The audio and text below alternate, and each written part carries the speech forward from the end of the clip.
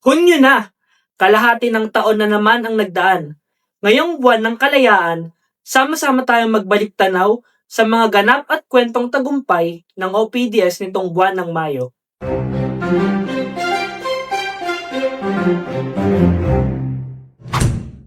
OPDS successfully conducts 3rd and 4th batches of local road and bridge inventory system training for LGUs.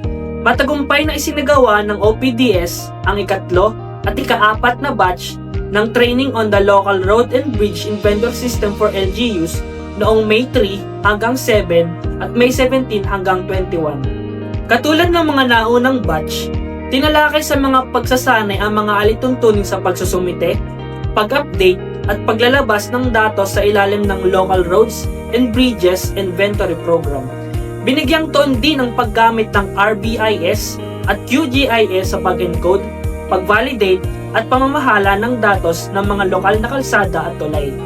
Lumahok sa Batch 3 ang 26 na LGUs mula sa Calabarzon, habang 20 LGUs naman mula sa Region 3 ang lumahok sa Batch 4. Ang Batch 4 ay PRC accredited at nakatanggap ng 7.5 CPD points ang mga kalahok na civil engineers. Prepared for storm season, 43 LGUs trained on evacuation center operations and maintenance.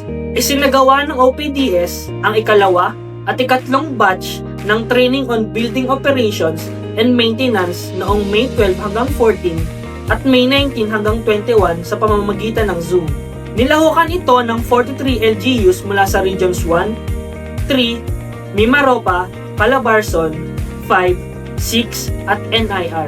Sa pagsasanay, pinalalim ang kaalaman ng mga kalahok hinggil sa mga key principles at components ng BOM.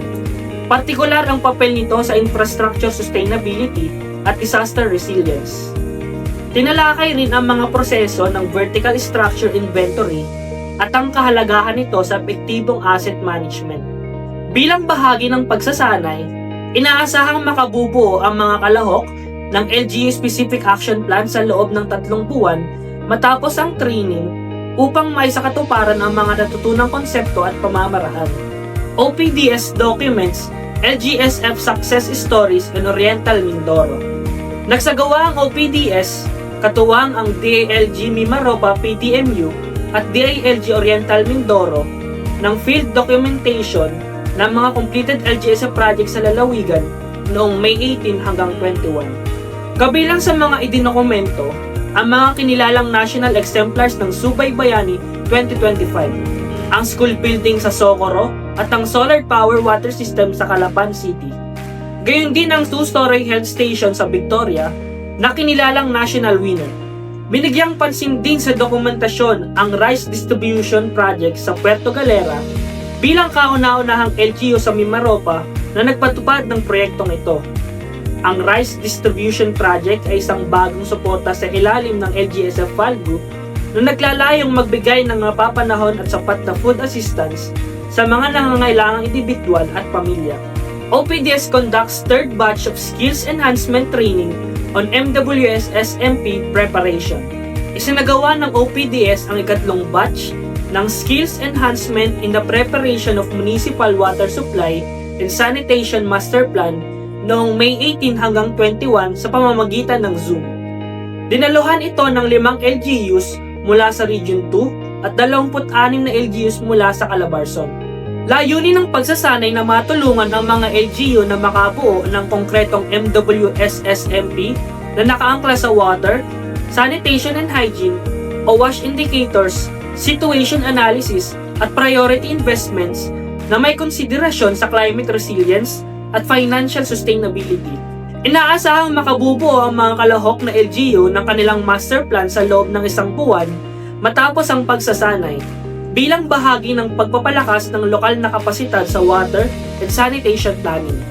3rd Learn and Link Series strengthens infrastructure data validation practices. Matagumpay na isinagawa ng OPDS ang ikatlong installment ng Learn and Link Series noong May 28, na nilahukan ng humigit kumulang 170 kalahok mula sa mga regional at provincial project management and development units sa buong bansa.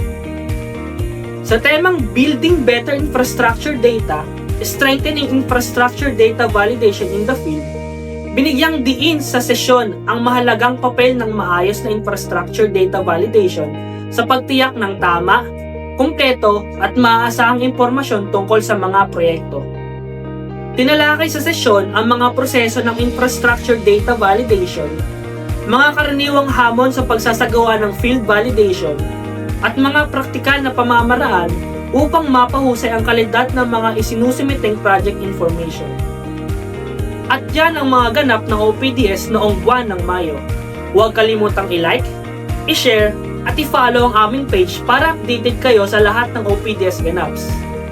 Ito ang OPDS, Building Communities, Paving the Future.